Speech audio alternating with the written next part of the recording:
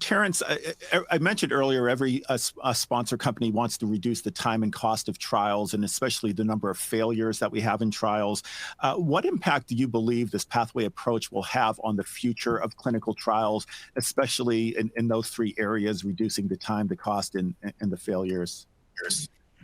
Yeah, of course, we're always looking for more efficient ways to bring new medicines to patients.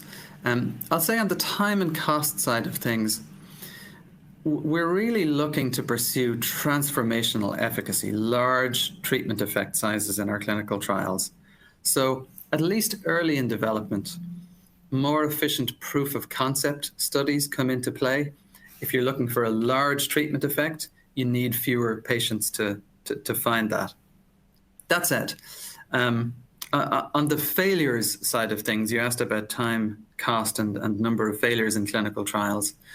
While on the one hand, we believe that investing in deep disease understanding, including using big data to integrate data sets, can only improve our failure rates.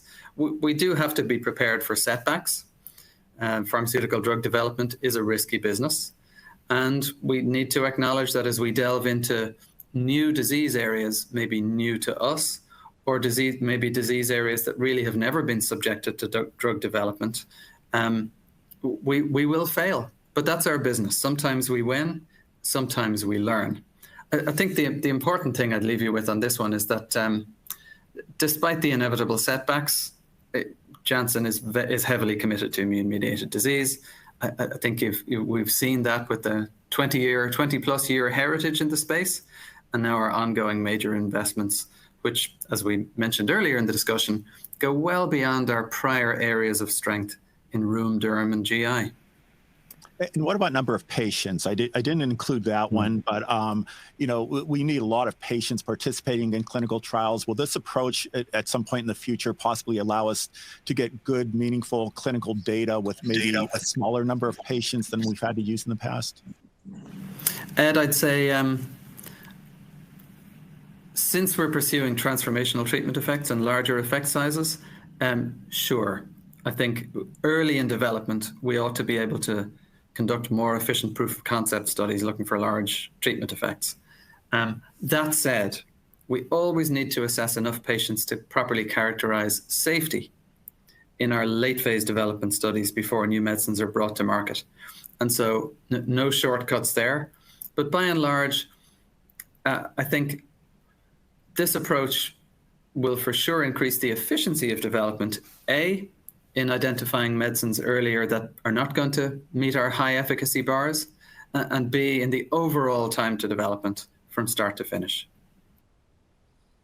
All right, thank you. We have about 10 minutes left. I have one final question that came in from the audience I'd like to address, and then I'll go to you guys for some closing comments. But one listener is asking, if you compare the pathway approach in developing new therapies to the traditional way that we've done it, do you see that as being more expensive? And will that mean that some of the therapies coming out of this will be more expensive for the patients who need them? Anybody want to take a shot at that one?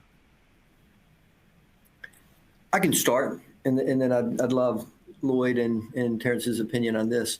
My answer to that would be, I think it's unlikely kind of on two different levels.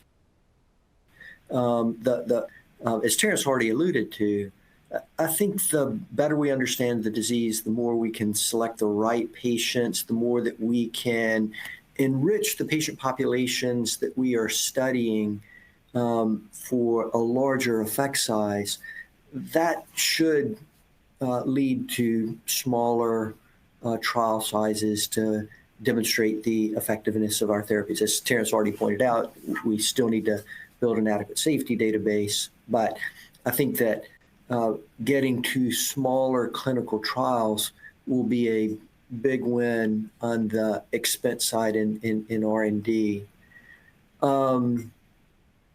The other thing is having a single disease for a single pathway that can target multiple different diseases is much more efficient just in terms of the drug manufacturing side. That's a huge part of the expense of what we do, clearly, and having to create a separate drug and all of the investment that goes into just manufacturing a drug. We have to create separate drugs for every different disease that we treat. That's a much less efficient way of